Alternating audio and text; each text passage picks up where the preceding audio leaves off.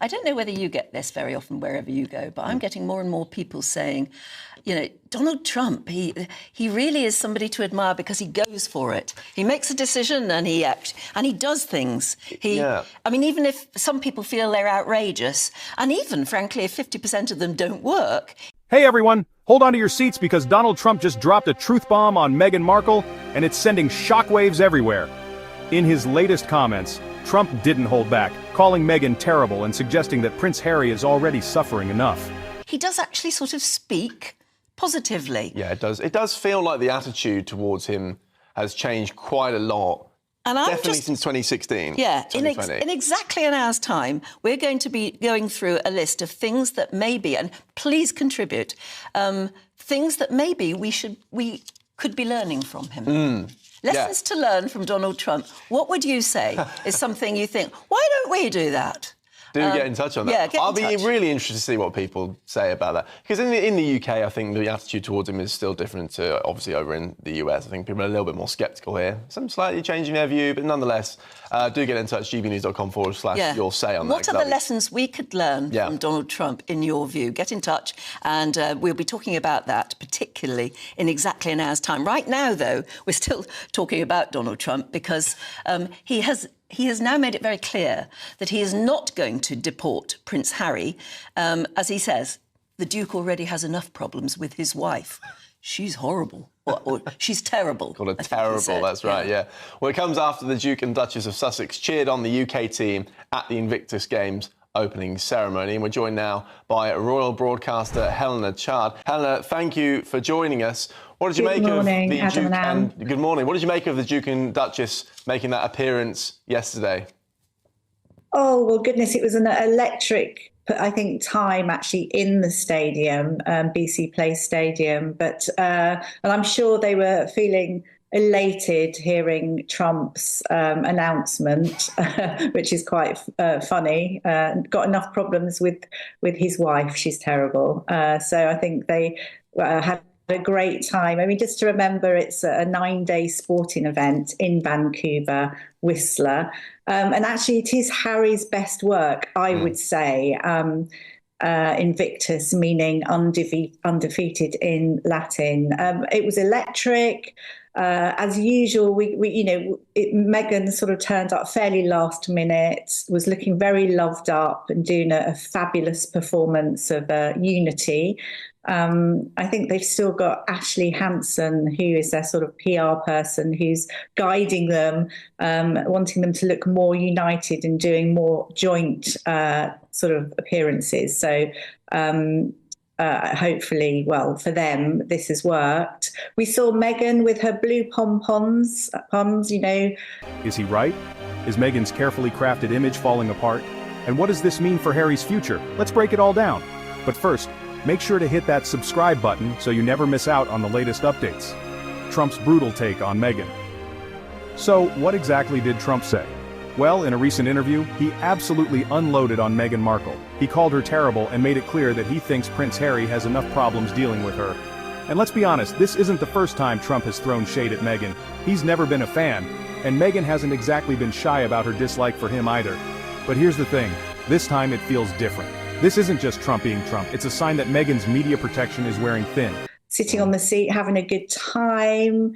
It was good fun, I think, for everybody.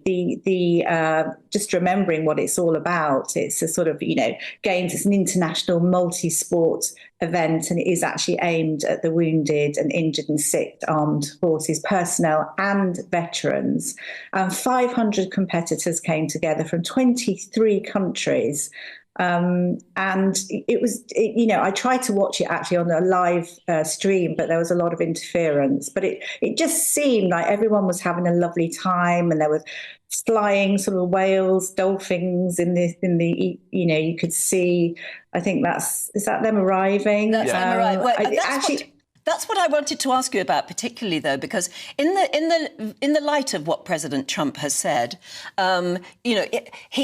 He clearly likes the idea of Prince Harry, and he's not going to seek to deport him.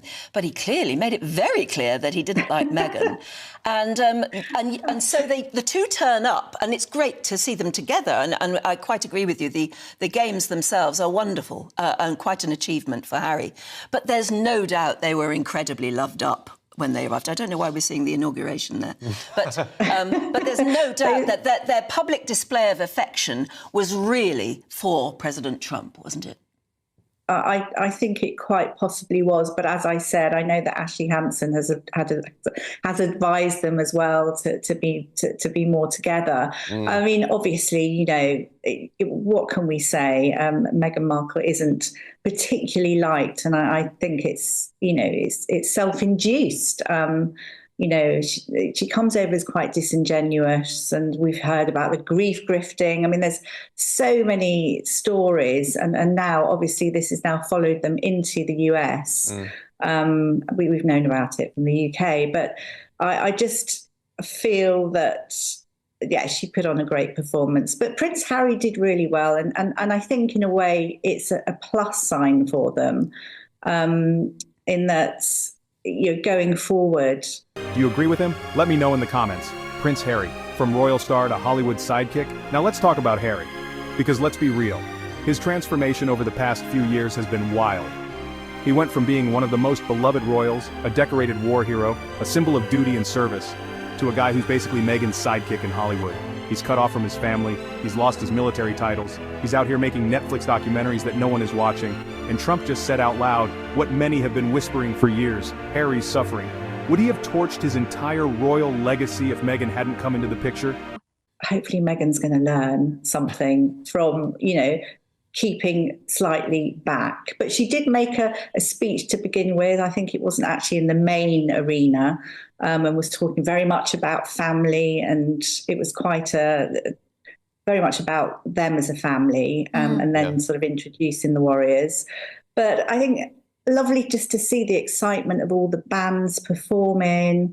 I think that was really good fun. We had Chris Martin, who was giving a great performance. There was a sort of an introduction from Her Excellency, the Right Honourable Mary Simon, Nelly Furtado.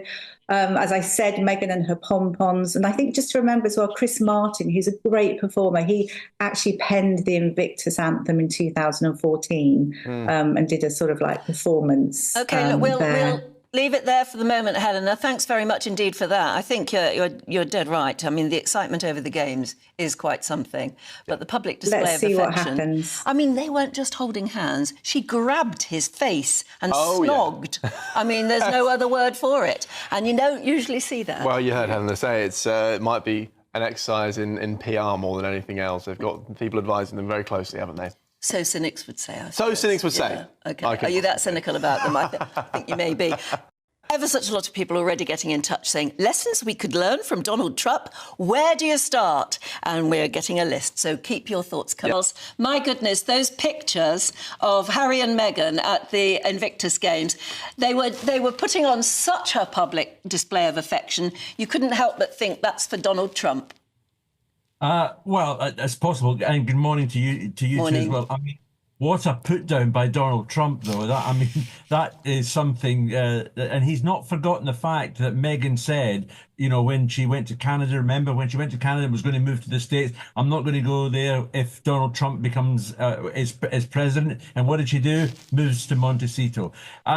It's quite incredible that he's said this, and he's obviously got no love lost, as have a great many people for Meghan, and he's made his voice quite clear on this. Yes, I mean, and it's quite unusual to see sort of things like that being said, even if it's probably voicing what a lot of people think. What did you think, though, when you saw the pictures of them? Like I said, these public displays of affection, it's not something we normally see from them, but she was snogging her husband. Now, I'm not suggesting there's anything wrong with that, except that we don't usually see it. Would he have abandoned his country? Probably not. Meghan's PR strategy, a failing act. Let's talk about Meghan's PR game, because if there's one thing she's good at, it's playing the media. Every time she gets bad press, she pulls a classic PR move: staged appearances, carefully crafted interviews, and playing the victim. But here's the problem, people aren't buying it anymore. Meghan has burned through goodwill at record speed, and no amount of media spin can fix it. And hey, if you're enjoying this breakdown, make sure to subscribe and join the conversation.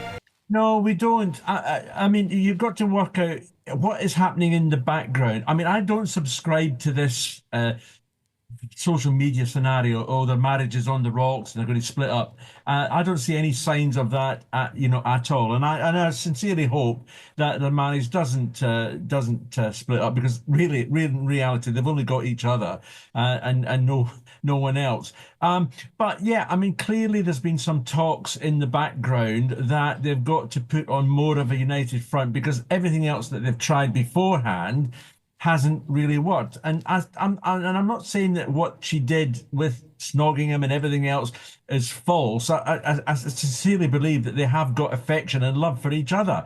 But, it's a bit suspicious that it's suddenly being done now. But of course, when you see Catherine and William together in, friendlier moments, she's putting her arm on William and everything else. Well, that's in effect, that's the same thing. Okay, so there's no snogging involved straight away. But I mean, it's a bit much criticizing them for doing that when you see it in other members of the royal family. I mean, one thing I would like to say, I'm not a fan of Harry or Meghan, as you know, but I have to say, when it comes to the Invictus Games, I cannot fault him or her on this. What they do, and it's what they're supposed to do, what the members of the royal family are supposed to do, is highlight the subject that they're dealing with, and there's no question that they are highlighting that subject. And hear, quite hear. rightly. Yeah. Absolutely, hear. Charles, it's good to talk to you. Thank you so much. Yeah, thank you, and a happy Sunday. Actually, it's interesting because they're the subject of our poll of the day, or at least Harry is. It's a simplistic question. It's, should Prince Harry return to the UK? Yeah, interesting. And we'll be bringing you the live results throughout the day, so make sure to stay tuned. The final result will be announced later in Nana Akwi's show. We've got more royal drama coming your way. Meghan's next move, political power? Here's something you might not know. Meghan isn't just trying to be a Hollywood star, she's been cozying up to political power players for years, meeting with the Obamas, the Clintons, and top Democrats. Is she positioning herself for something much bigger? The question is, where does that leave Harry? Because let's be real, if Meghan ever steps into the political world, does anyone think she'll still need him? And if Trump is calling her out already, you can bet he won't be the last. Is this the beginning of the end? So, where does all of this leave us? Meghan's carefully built image is cracking. Harry's royal reputation is in tatters. And Trump just said what millions have been thinking all along. Meghan isn't some innocent victim, she's part of the problem. So what do you think? Is Meghan's downfall inevitable? Or will her PR machine pull off one last trick? Drop a comment below, hit that like button, and make sure to subscribe for more updates. And remember, stay informed, stay vigilant, and most importantly, stay free.